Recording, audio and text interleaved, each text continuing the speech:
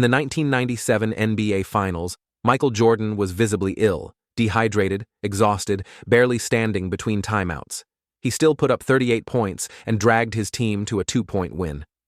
That night wasn't about comfort. It was about commitment.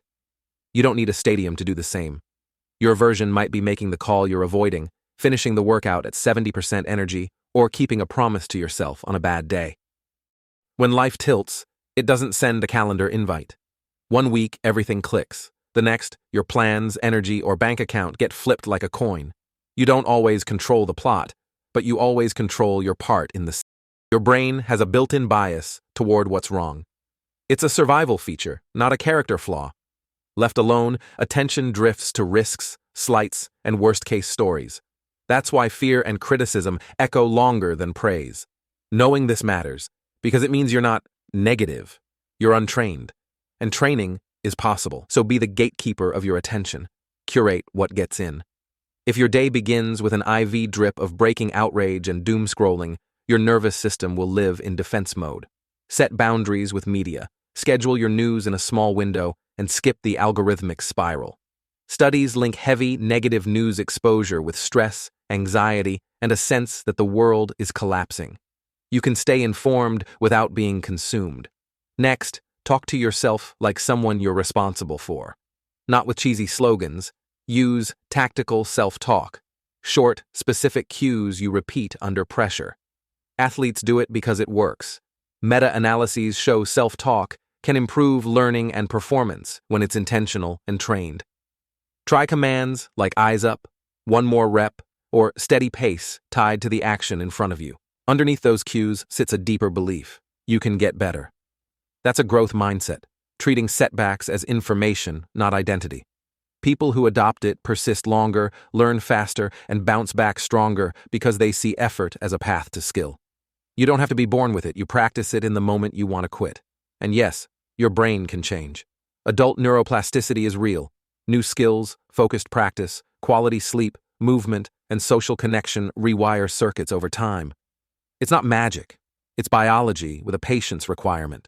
When you show up consistently, your brain adapts. In the 1997 NBA Finals, Michael Jordan was visibly ill, dehydrated, exhausted, barely standing between timeouts.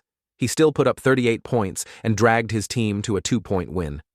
That night wasn't about comfort. It was about commitment. You don't need a stadium to do the same. Your version might be making the call you're avoiding, finishing the workout at 70% energy, or keeping a promise to yourself on a bad day. Simple playbook to put all this into motion. 1. Win the first 5 minutes. Before you touch your phone, breathe slow for 60 seconds, drink water, and ask, what's the single move that moves everything forward?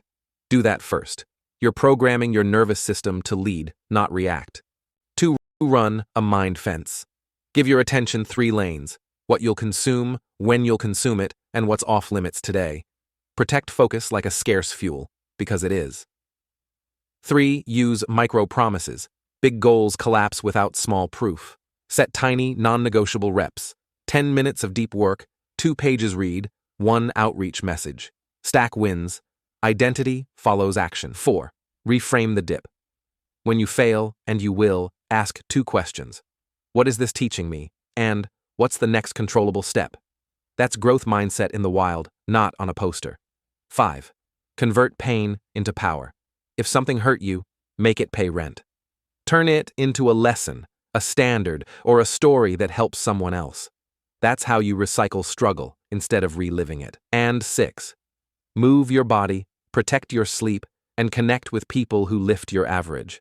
These aren't nice to have. They're the biological on-ramps to focus, mood, and brain change over time. There's also a timeless filter for sanity. Decide what's yours to command and what isn't. You can't control illness, markets, or other people's opinions.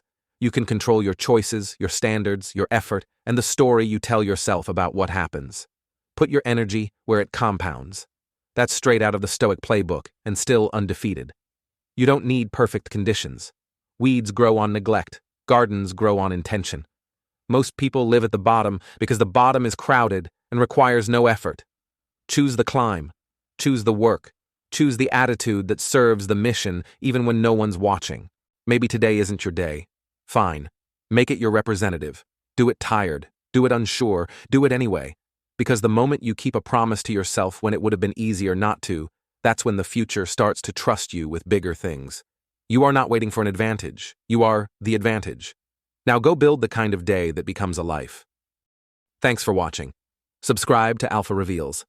Tap like to push this to more curious minds, and share to spread smarter conversations.